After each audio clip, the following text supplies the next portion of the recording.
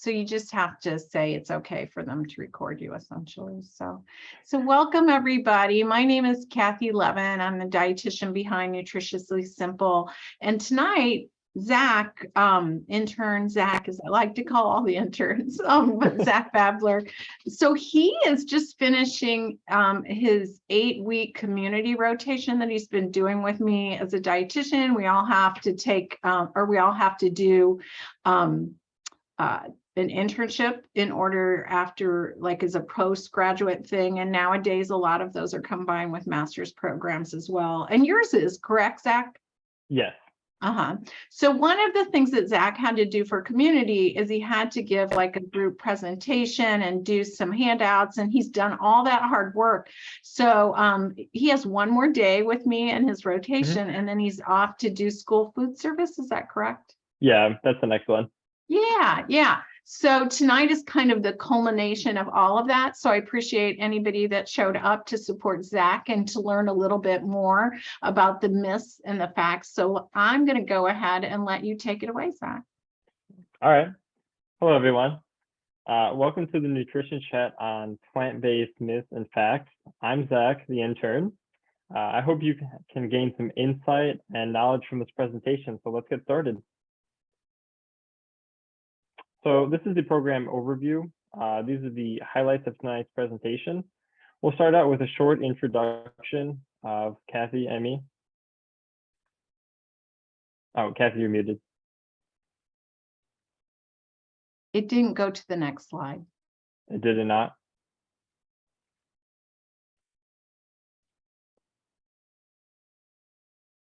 Did not, okay. All right, so we'll start out with a short introduction and then move on to the myths and plant-based diet. And then we're going to do sources of credible information, have a short Q&A or a long Q&A, depending on how many questions you guys have, a recipe demonstration, and then just a short quiz, but don't worry, it's not graded. All right, and then these are the objectives I was looking to cover. So we're going to separate some nutrition myths from facts, identify nutrition red flags, establish where to find credible information and nutrition, and then a food demonstration. Also a Q&A. So this is Kathy. Now, would you like to present this or me? It didn't go to the next slide again. Oh, okay. It's fine, Zach. It's fine. I'm sorry. Oh, yeah, there I am. No, there I am. So I'm a registered dietitian, diabetes educator, also board certified in lifestyle medicine, which I like to always describe as controlling the controllables when it comes to your nutrition and health. So eating well, moving more, stressing less, connecting with other people, getting good sleep, and then also avoiding risky substances like excess alcohol and smoking. And so that's kind of the core of what I do in my work, both in my own business, but also I do some contractual work. Like I work in the Ornish Lifestyle Medicine virtually. We just started our first virtual program a few weeks ago. And I work with another company called Better Up that does nutrition coaching.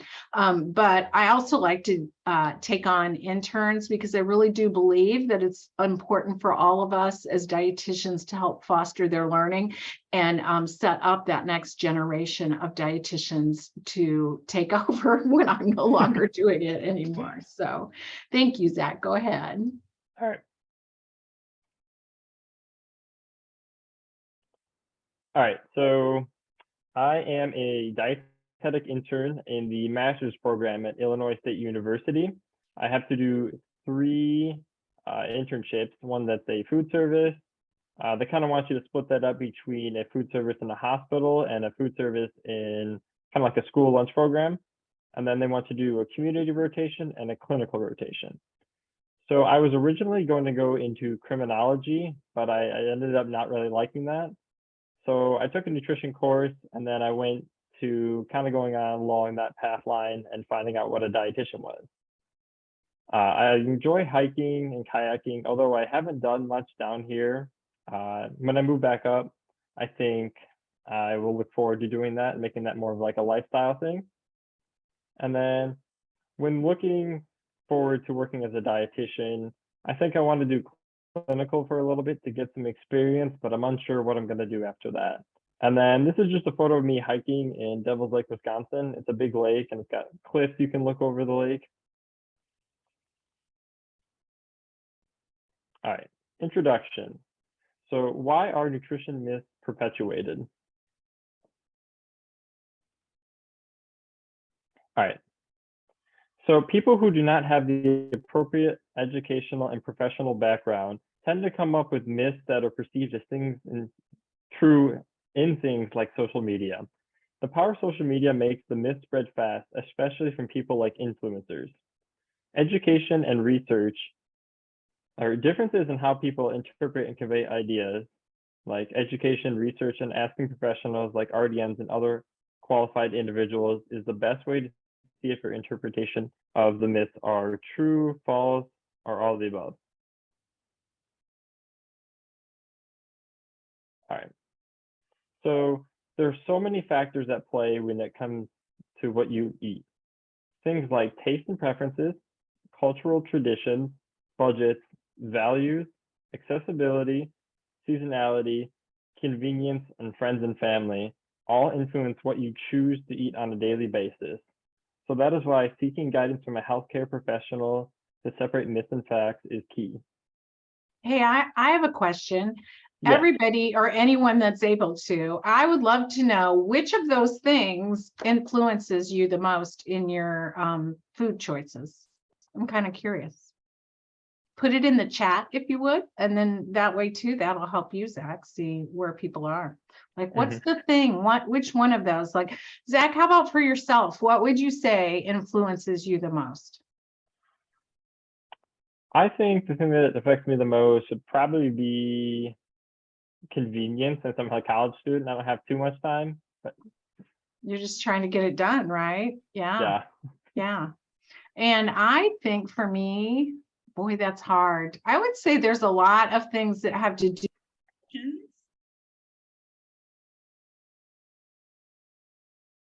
Oh, we hear you, Kathy.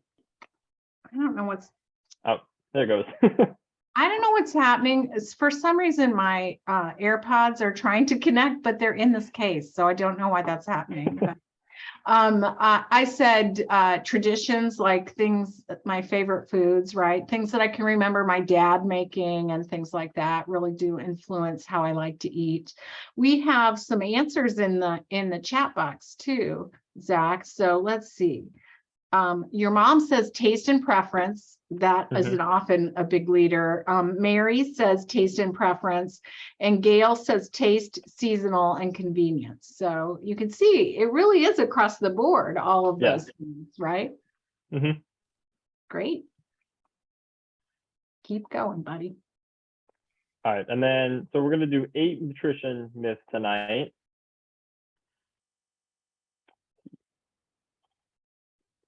All right, so myth number 1, carbohydrates cause weight gain. So too much of anything can be bad, but carbohydrates themselves are not necessarily bad. Focusing on high quality carbs are an important part of a balanced diet, even if weight loss is the goal.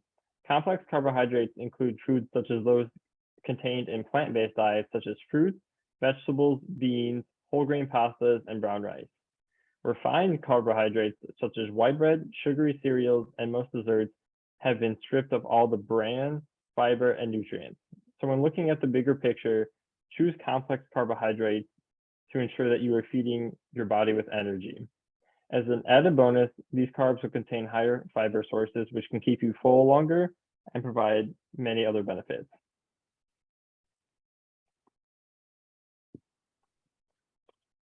All right, so myth number 2, we're going to do a plant-based diet does not have enough protein.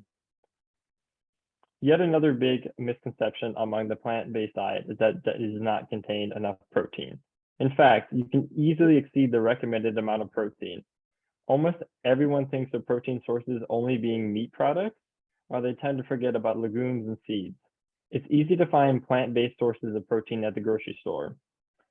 Beans, chickpeas, lentils, nut butters, quinoa, soy milk, spinach, and tempeh are all sources of protein. Even things such as tofu have 9 to 10 grams of protein per half cup. Not only is it easy to find these sources, you are also protecting yourself against carcinogens in deli meats, sausage, and hot dogs. Carcinogens are a substance capable of causing cancer in living tissue. So my question is for everybody, does anybody like, I know there's a few plant-based eaters on here, but what would be your favorite plant-based protein? Like if you were trying to just have maybe a meatless Monday or, you know, try to do a meal, so many meals a week. So like my mom, who is Velma Lawson on here. So she's gonna like kill me because she knows where I'm going with this. So she is 89 years young, right? And during the pandemic, she started going more plant-based where she only eats meat once a week, right? Or once a day. I'm sorry, I apologize. Once a day. So, but she's like very strict with that. She does not let herself go, not very often. Do you ever eat it? No, she does not. Okay. So I would love to see, again, in the chat, let's share with Zach, like what kinds of plant-based protein, or have you, if you've never had it, just put no, and that's okay too. But it's just a talking point, a different way to get protein in. And then also because those proteins have, like he talked about, all those wonderful qualities where it has phytonutrients and vitamins and minerals and all sorts of different fibers. Let's see what we have in there. So Gail says black beans and quinoa. Yes, yes, love that, Gail. Anybody else? What's your favorite plant-based protein? My go-to is chickpeas. Do you have one, Zach? I really like quinoa. You like I eat that a quinoa? lot, yeah. So what I always tell people with quinoa is while it has protein and certainly more than other whole grains, you need to make sure you still have another little protein source in there too. Yeah, Because definitely. otherwise you're not going to get enough protein in. It looks like Gwen is saying nuts and seeds, and Velma is saying peanut butter, nuts, and chickpeas. So yeah, I love it. Mary, do you have a favorite plant-based protein that you're willing to share? Probably tofu. Tofu, okay. That's what I'm, yeah. That's think. your go-to. Well, I mean, yeah, I was eating prior to Ornish. I was eating sometimes like Beyond Burger and things like that, but I'm really trying very hard not to do, well, I haven't since I've been on the program. So Sure, I think sure. tofu is probably it. Okay, great. Thank you, Mary, Great. for sharing. Thanks. Go ahead, Zach. All right, so we're gonna go on to myth 3 now. All right, so there's been a large trend on detoxing with the body. So such as juicing or cleansing is required to detox the body. Your body has great ways of detoxing itself, such as through the liver, kidneys, lungs, and even through the skin. Following a plant-based diet includes eating whole plant foods that contain fiber, phytonutrients, and antioxidants. Fiber is great at clearing the system out, lowering blood sugar levels, and lowering cholesterol. Phytonutrients are chemicals produced by plants. Foods with phytonutrients have antioxidant and anti-inflammatory benefits, among other things. So phytonutrient-rich foods include colorful fruits and vegetables, legumes, nuts, tea, whole grains, and many spices. Antioxidants help to reduce inflammation to cancer prevention by eliminating free radicals. So free radicals are things that, like genetically, it kind of affects like the genes in there. So it, like vitamin E and stuff like that helps cell membrane stay intact so you don't get like cancer. And this is why detoxing is not necessary. All right, number 4. All right, frozen produce is not as healthy as fresh produce. So actually, frozen produce is just as healthy as fresh produce. They are frozen at peak ripeness to keep all the nutrients inside. Buying fresh is always a benefit, but when the seasonality of the fruit goes away, it's super easy and convenient to buy frozen foods. Look to make sure that you buy vegetables and fruits without added sugar and sauces, because they can be high in sodium and sugar and other bad things you don't want in there. Keeping frozen produce is great if you find yourself throwing a lot away, like if it goes bad. Frozen produce is just as good as the fresh fruit in a smoothie. Plain frozen fruits and vegetables are your key to having healthy produce all year long, and even when they are not in season. I think that frozen fruit is even better in a smoothie, I think sometimes, because it You gives think you so? that kind of rich flavor, or not flavor, but texture to it. How about, this is another great talking point. What about, like, what frozen produce do you guys use regularly?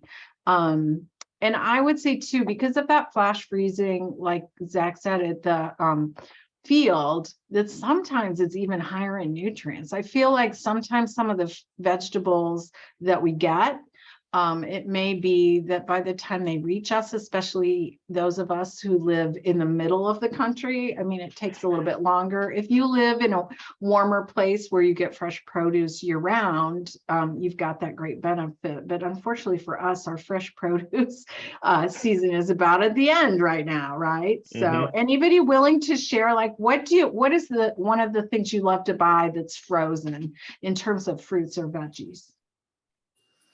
This is Mary. I'd love to buy organic berries, mixed berries from Costco.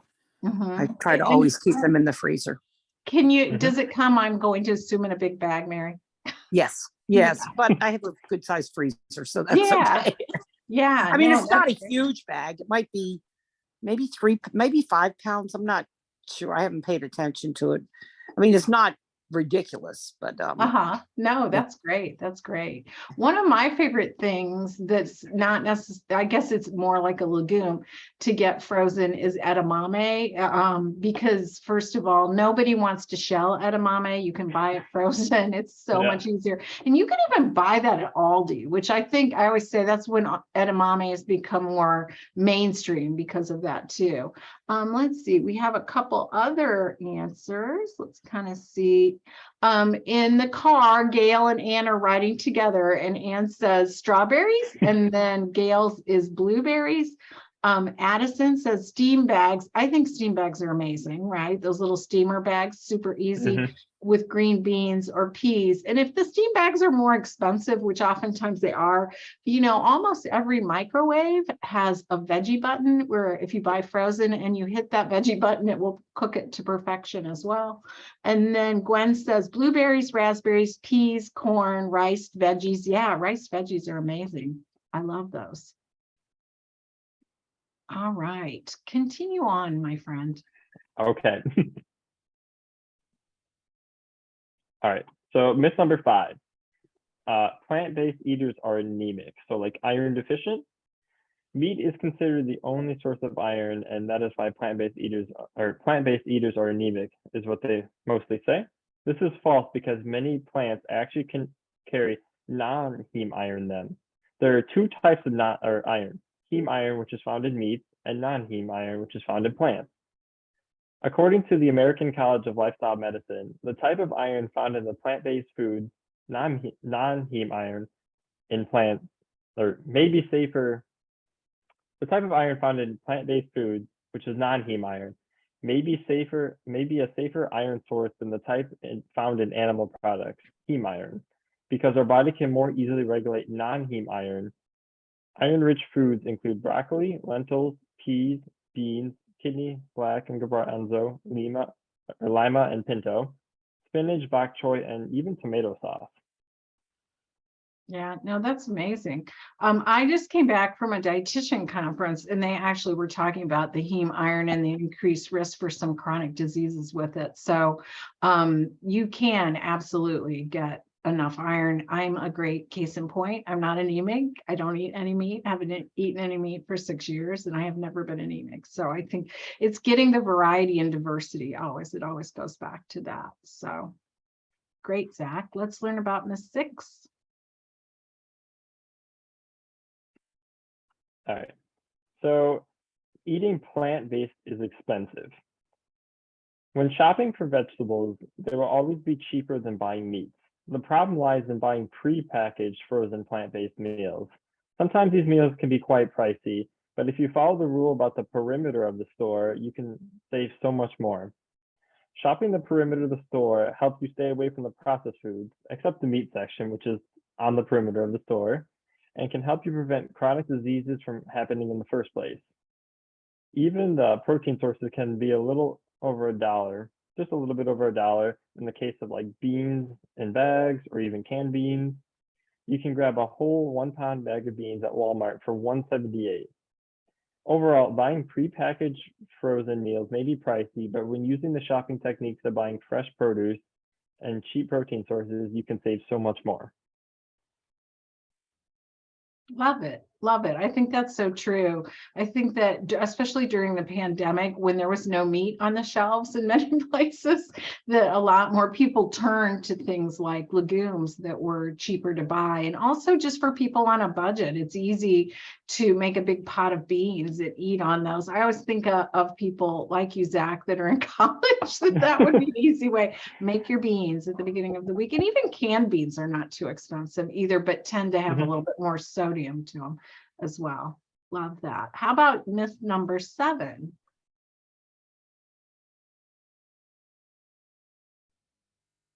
All right. So myth number 7 is I need to eat fish to get omega-3 sources. This was something that I had previously thought was only in fish-related sources. But as I did my research, I found out that you can easily get your omega-3s from flaxseed, hemp seeds, plankton, and walnuts. Some of you might be thinking that plankton are alive. Well, you're not wrong. There are 2 sources of plankton, phytoplankton and zooplankton, in which phytoplankton are plant-based and zooplankton are animal-based. So flaxseed is a great source of alpha-linolenic acids, or ALA. We need ALA because it is an essential acid, which means that we cannot make it in the body. The last thing is that omega-3 from plants are more sustainable from sources than fish, and better because of the toxin and contaminants that can be found in certain types of fish. You muted again, Kat. I just realized that when it told me, it popped up on my screen. Yeah, I think it's a very common myth. Everybody thinks you have to eat fish to get your omega-3s in. It's challenging if you're taking it in supplemental form, right? Because the plankton-based omega-3s, unfortunately, you have to take a lot of them. They don't come as potent, but like Zach said, using ground flaxseed or using chia seed or something like that will definitely help. Just again, variety is important too, to get the variety of different omegas in there as well. All right, last but not least, myth number 8. All right. So the last one is there's not many options for eating plant-based. A lot of people think that you only get to eat salads while doing this type of lifestyle. The biggest change that you have to make is that you would need to change the protein source. You're cutting meat out of the diet, and you should already be eating fruits and vegetables anyway. There's so many meat substitutes out there now, and they don't have the carcinogenic factors that meats have. Tofu takes on the flavor you are cooking with. This helps to get what you need. This helps to get protein source in and still make you feel full. Plus, plant sources have so many nutrients packed in that it's so refreshing and rewarding.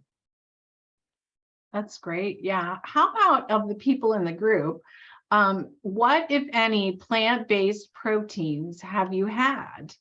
And what choices, like if you go out to a restaurant, I think that's the hardest place, right? To eat plant-based, at least here in Illinois, it's a little bit more challenging than maybe on the coast. Or like I was down in Florida earlier this week, and there were certainly many more choices on the menu for me than there are here locally sometimes.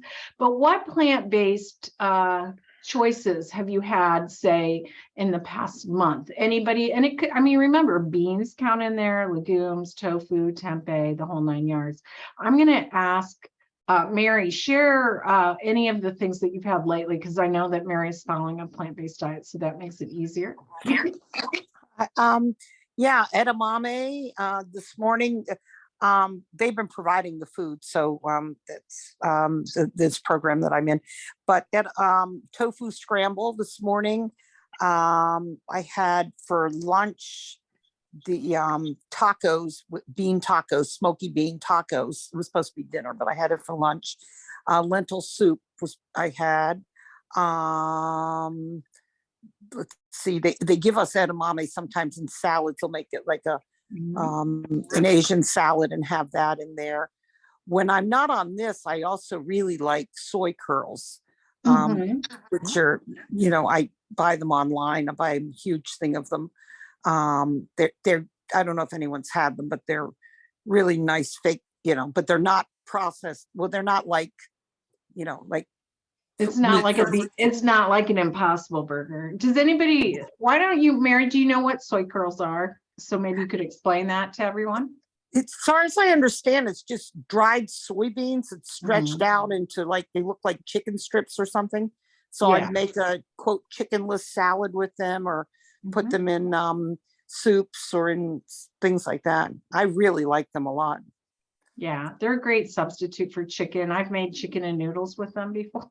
So, great idea. Yeah. It really, the whole thing with sometimes it's a little more chopped up and is what they call TVP, or textured vegetable protein. But that really came about, interestingly, for those of you who live in Illinois, from ADM, or Archer Daniel Midland over in Decatur. So they're a big processor of soy. And in the process of making soy oil, they were extruding out the solid part. And that's where that came from. So I always think there's a little local twist on that as well. So yeah, no, very interesting. And then Gwen says beans. How about Velma? What have you had that was plant-based? Because I know that you're eating plant-based a lot. Oops, you're muted. You're muted. Here, I'll ask her to unmute. That will help her.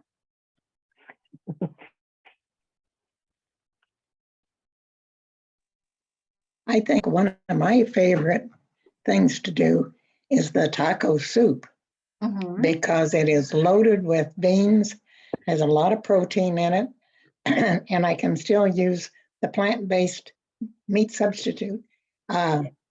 In fact, last night I made spaghetti with hamburger and spaghetti with plant-based meat. And when after everyone left, I combined them and shared them with a friend, and they don't know the difference. Sure. I said to her, you shouldn't even make it with meat anymore, because nobody's going to know. So just make it. And she made it. So here's what was really important about that spaghetti sauce. It's my dad's recipe. And so she made it. I'm going to tell you, in 6 years, I haven't got to taste that the way that tasted. And so for me, it was just wonderful to have that spaghetti sauce. I don't know why we never thought of doing that before, but last night she did it. It was amazing. So my mom always has family meals, and so she's always very good about trying to include things that I can eat as well. Or sometimes she'll make meatless things that everybody's eating, or I'll take a similar item over. Like if she makes meatloaf, I'll make it with a plant-based substitute, and then she'll have hers. So we like to it's like a contest almost, Mom, to see who can come up with who ate all of the meatloaf on which one, sort of thing. Anybody else have any sort of plant-based things you might have eaten, even if you don't necessarily think of it as plant-based? And it's like Zach said, when you think of the balanced plate, where half your plate's veggies, a quarter of it's whole grains and starchy vegetables, and a quarter of it's protein, all you're really changing is that quarter. The rest of it should be, in the perfect world, although I don't live in the perfect world, that's how we really should be eating and what we should be promoting anyway. It's just changing the protein. And again, you could be a flexitarian where you do it occasionally and you're not doing it all the time, but the more plants, the better. Zach, do you remember how many plants people should have in a week? I think it was 30. Yeah, 30. They did a research study that they found that the people that had the best gut health, and that's really what drives everything for us, whether it's our immunity or even our mental health, because our serotonin is produced there, that 30 different plants a week. And I always tell people, just take a little running tick mark. Well, what does that include, right? Fruit, veggies, whole grains, starchy vegetables, legumes, tofu, any kind of soy products. So all those things are going to, nuts and seeds, all of that counts in there.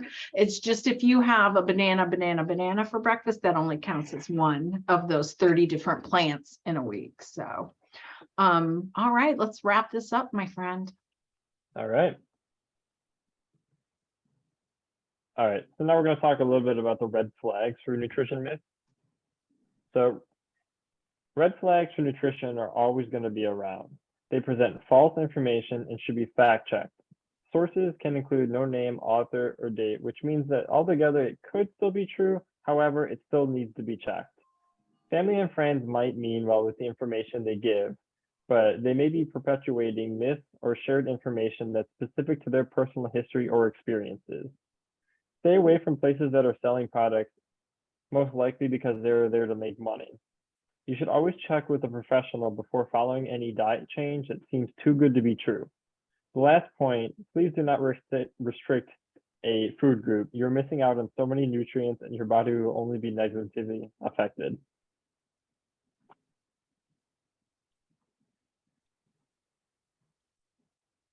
And then these are just, again, some of the how to find credible nutrition info. Seeking out .edu, .gov, .org sources are usually going to be better sources than .coms and stuff like that. Look for an author with credentials like RN, RDN, anything like that. And then look for dates that are published more recently than for, like, if you find something from 1984, it might not be as good as something published from 2018 or something like that. Like, things can change pretty rapidly in this field. And then you want to check out the sources, ask a credentialed health professional to see if it is something that is true or not. And then just be open to new ideas because things change and you have to be open to change. So a lot of times, Zach, I hear people say to me, I saw this on Facebook or Instagram. Is that a credible source? No, it is not. And so would you say these same things? So like a lot of times, right, the average person is probably not going to be looking at the actual study, but you need to see who's putting it out there, right? So if it is somebody with RD or RDN behind their name, at least you know it's a dietitian versus just Joe Schmo. I always say that everyone that eats food is a nutrition expert. And so you have to be very careful because people, especially on social media, put all sorts of things out there that is just simply false and can actually cause harm. So you got to be careful with that as well. All righty, let's go. All right. So the next thing we have are SMART goals.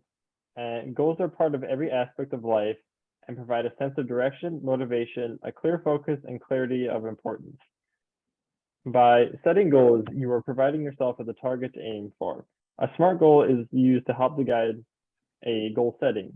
So a SMART goal is an acronym that stands for specific, measurable, attainable, relevant, and then time specific. Therefore, a SMART goal incorporates all of the criteria to help focus your efforts and increase chances of you achieving that goal. For example, you may want to run more, so you pick how many days you'd like to run for and how long each day. You have to pick a reasonable goal like 4 days a week for 25 minutes.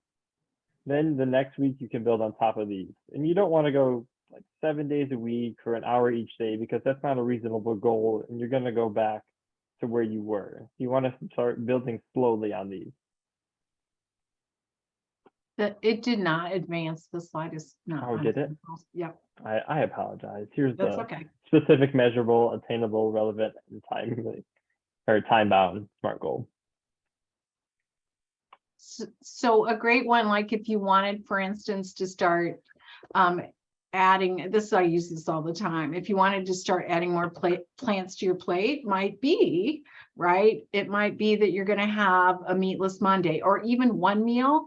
And that could be the one thing that you're focusing on. Always focus on those tiny steps to make those health behaviors become habits for sure. All right. And then do you have any questions about the myths presented or anything pertaining to this plant-based lifestyle? I think probably most of us who are on this are aware of some of the crazy myths that are out there. But I know so many people that I would love to watch this so that they could understand it. Yeah. Because we have where I live, there are a lot of people, older people, of course, with diabetes, and they have the craziest notions. I don't know who they've been talking to, but they got the wrong dope. Yeah. Yeah, there's a lot of information out there that people just try to follow because they don't know. A lot of times they just don't know what to do, so they just kind of hear something and they kind of want quick results. Well, it sounds easy or good. Yeah. If it does, that's the one I want to do, right? Right. So, Right. and they go Or down if the it wrong includes path. the thing that you wanted to eat, right? If Yeah. it includes and doesn't restrict anything that you don't want to give up, and I always say, focus on what you can add to your plate, not what you're taking away anyway. So yeah. Anybody else have any questions? Mary, do you have any comments, thoughts? I thought this was great. Zach, you did a great job. Well done. I'm glad you drank the Kool-Aid. And welcome. It just, it's great as your advisor said, when she retires, when we older folks move on, and I'm a whole lot older than she is, it's just nice to have a new generation, and you young people really are on top of stuff. But this is great. There's between the body and the climate and so forth, that you did a terrific job. So thank you. Thank you. Thank you, Mary. Thank you. Any other questions, comments? You could either put it in the chat or unmute. We're okay with either one.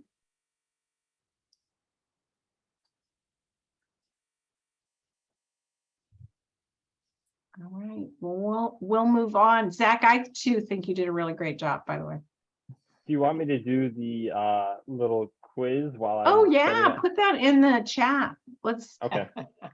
So one of the things that Zach has to do too is evaluate what people learned. And so he's going to put a little quiz, which by the way, he made digital. So you should only have to click on it and be able to open that up.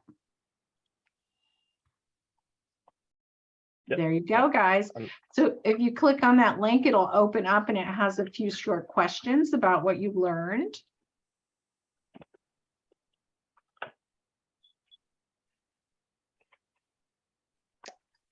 And while you guys fill that out for him, Zach's getting ready because he's going to do a little cooking demo, a very simple cooking demo for a recipe that any of you could make and tweak to your own flavor preferences. Plus, we're going to send out some recipes, the fall favorite recipe ebook that has some great stuff in it too.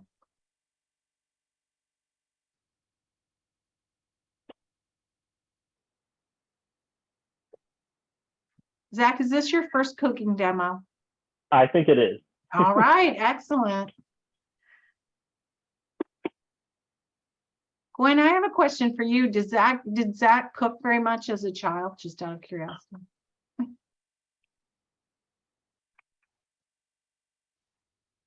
No. Zach, do you cook very much now? Truth telling. I do cook a lot more now, yeah. Oh, but excellent. before, no, I did not. Okay. All right, so Zach's gonna make an apple cinnamon overnight oats, correct? Yes. Wonderful. Are you ready to roll? Yep, I'm just giving over. Has everyone finished the quiz? No. Oh, sorry. There. Sorry, Zach. Okay. That's okay. This is like in Ornish when they're filling out their post-exercise quiz, and I just keep talking. I can't stop. Yeah.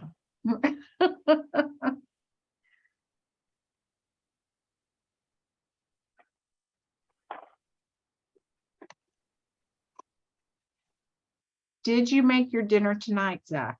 Here, we're just going to chat while people are filling this out. What'd you say? I did not yet. So are you going to make dinner or? Yeah, I'm going to make dinner. I don't know what I'm going to make yet. I haven't decided. I've just been working on this all day. Well, that's good though. I mean, come on. Yeah. It was the final push. Exactly. I'm having Chinese for dinner. Ooh. Are you making it or are you ordering out? No, I have worked all day and my husband is picking it up. So I finished. Okay. Excellent. Can I ask Zach a question? Zach, are you plant-based? I am not plant-based. Wow, you did an even better job. Maybe we can convince you. Yeah. You help reinforce it for me. There you go, Okay. Zach. Thank you. Listen to what you said. I will.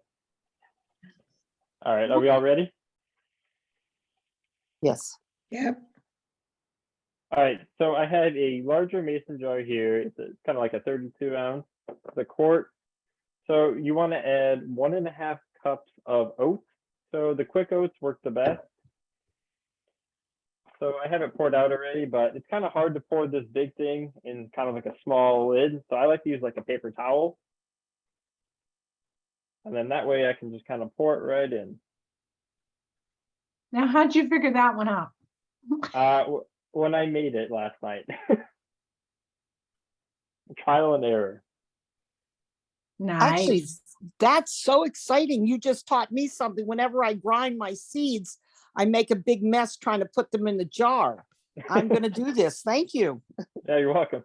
There you go. See, look, helpful tips. Also in the chat, Gail, who is a dietitian, she said that they stopped at Wally's in Pontiac. And by the way, for Illinois people, if you've not gone to Wally's, come on. And she said she bought a couscous vegetarian protein bowl for dinner. Look at you're changing lives, Zach. All right. And then next we're gonna add 1.5 cups of milk. It says to use skim milk, but don't be mad. I do have 2%. Well, I don't think people will be mad at you. As I always say, use what you have, right? You have to use the items you have in your home. And how many servings does this make? This recipe? Is it 2? I think it makes 2, yes. I Okay. wasn't too sure on that, to be honest. Yeah. I mean, if it's in a quart-sized jar, I would think it would be 2. Mhm. We're going to add the 1.5 cups of milk to it.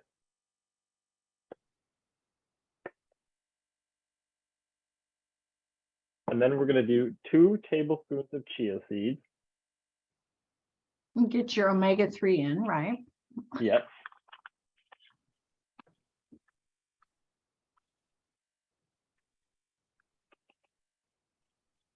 And then we're going to do 1 tablespoon of maple syrup.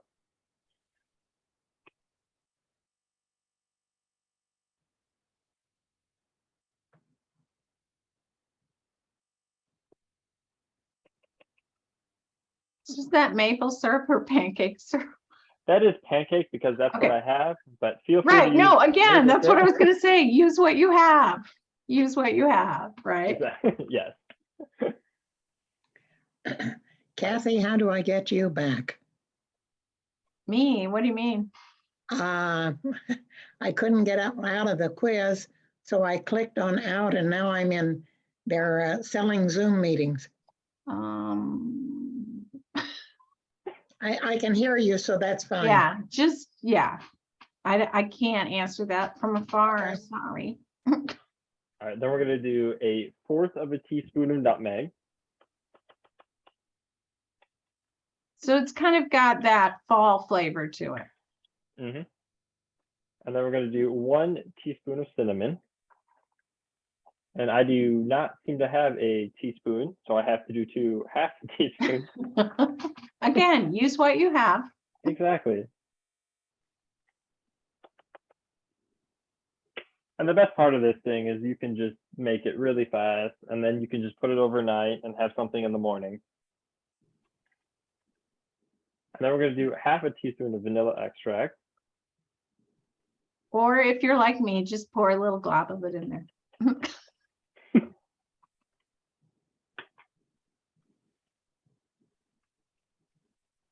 And then the last thing we're going to do is 1/2 cup of water.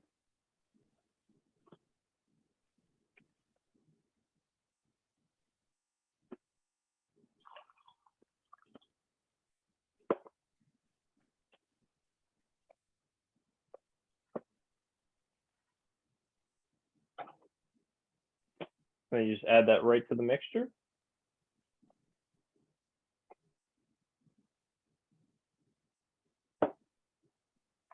And then you want to stir well to evenly mix this up.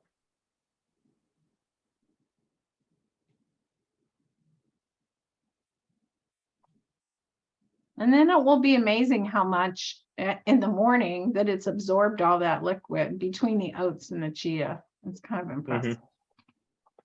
I do admit on the first batch I made, I had to use steel cut oats, which were like tiny little Oh pieces. yeah, they don't So- absorb quite as well. Yeah, I ran out of the quick oats. I had to buy some more today, but last night I ran out, so I had to use those. And Now So you have plenty of overnight oats in your life. exactly. Now you don't have to make breakfast. How about that? That sounds good. All right, so we got that all nice and mixed up now.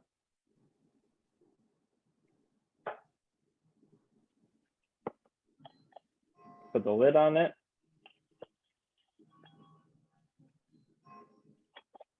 And then all you do is just put it in the fridge overnight. And then by the magic of television. And look at that. We have a perfectly prepared one over here. Amazing. It looks like it's got a little bit on the top. I mean, that's probably from the steel cut oats. Yeah. It still works. And then what you want to do is grab a smaller one, like a pint size.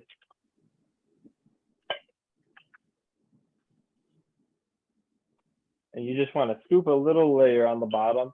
And you just kind of layer it with, oats, apples, and then the oats. And then you're going to put some walnuts on top.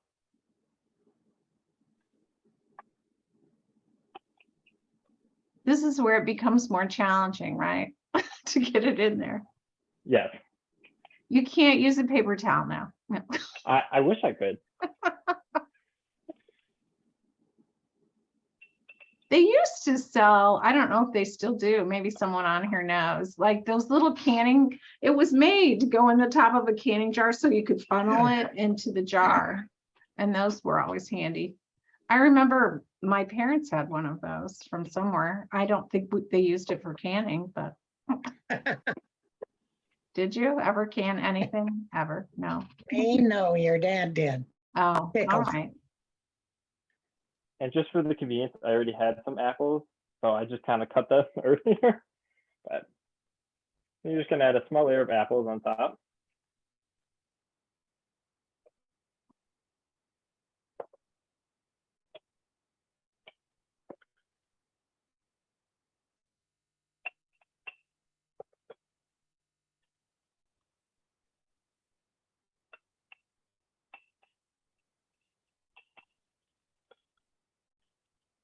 And you could just adjust the amount you put in there based on, like, if you don't think you could eat a full pint of that, right? Yeah, you can do what you need because this sits in the fridge for up to 4 days. Mhm. You don't have to eat it all within this period here either. And you could even, I would think you could even put all this, it wouldn't be as pretty, but you could mix it all together in the quart size jar as well. Just mix it up and then take out a little bit each day too. And then you can just put some crushed walnut pieces, or I'm sure you could throw other nuts in there too, whatever you're feeling. Mhm. I'm thinking even like hemp seeds or something like that on top to add a little protein in there even more so.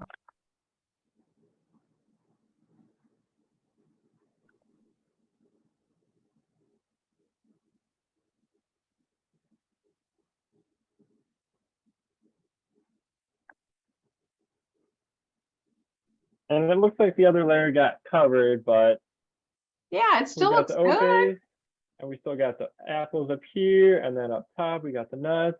And then this Nice. is just a nice little snack or breakfast that you can eat. Excellent. Love it. Love it. Anybody have any questions about his cooking demo or making overnight oats? I love overnight oats because you can make it be whatever flavor profile you like if you like strawberries or blueberries, or I've done like one that's pumpkin. I have actually on my website a pumpkin pie overnight oats, which everyone loves. I've done they call it peanut butter and jelly. It's really strawberries, but peanut. And I love to use like the powdered peanut butter because it's easy to mix up with that as well. So, all right. Anything else, sir? I think that is it. All right, guys. Any questions for Zach before we wrap it up and send you on your merry way? And I appreciate everybody showing up tonight so you could listen to Zach and support him while he does his first presentation and your first cooking demo. Look at all the things you've done today. If you have a question, you can pop it in the chat, or you can unmute. Unmuting is just as good either way. Mary, did you have a question or comment or anything? Oh, I was surprised that this was Zach. I was surprised this was your first cooking demo. You look like a natural. There you go. You're a pro, man. I really mean that. You were very confident, and you look like you've done it plenty of times. So thank you. And can't wait to have that. It looks so good. Yeah. Yeah, so easy. Although, Mary, you can't use the 2% milk. No. Yeah, but I could use soy milk or almond milk. You could, absolutely. Absolutely. So, yeah. And then Addison says, great job. This looks very delicious. Thank you, everyone. All right, guys. Well, thank you so much. We're so glad you could join us tonight. I hope that it was, Gail has her hand raised. Gail, you're so fancy. As educators in the car, we wanted to know what Zach learned from doing this. Excellent question, you guys. From the cooking demo or for the presentation? How about your whole experience? Yeah. What's your takeaway? Learning about the plant-based lifestyle, honestly, because I don't feel like it's taught as much in school. I feel like it's more of like just focus on your groups instead of like the plant-based lifestyle. So I think it's a really big takeaway of like all the things that it can do for you and like all the positive benefits it has against like chronic diseases and stuff like that. I think that's my biggest takeaway. That's great. What'd you learn from having to put the presentation together? Anything? What'd you get out of that? Just the process, to me, I think, because it could be a lot, right? Just doing my research and making sure that everything was correct and not like a myth, you know? So I just wanted to make sure everything was good for everyone. Yeah, that's great. That's great. And you guys will also be getting, he has a handout that goes along with it that we'll send out to anyone that registered, and also this recipe ebook that has, I don't remember, it might have 6 to 8 recipes in it. I can't remember how many were in there. So, and your mom says that you did do a cooking demo in your speech class. Do you remember that? I don't remember that. No? Okay. Listen, you're not that old. You should be able to remember that. Come on now. I do remember that actually now. Yeah, I do now. What did you make? Do you remember? I made some brownies. Oh, well, there you go. I mean, hey, why not? So she also said, nice job. So there you go. Oh, thank you, Mom. All right, guys. Well, we're going to wrap it up then. You guys have a great evening. And Gail and Ann are clapping for you. Thank you. And they're both dietitians and diabetes educators. So Mary, did you have something you wanted to say? No. Okay. I was just trying to get this. No, not at all. Thank you again, everybody. All right, you guys. Everyone. See you later. Thank you. Good night. Bye-bye. Take care, everybody. Bye.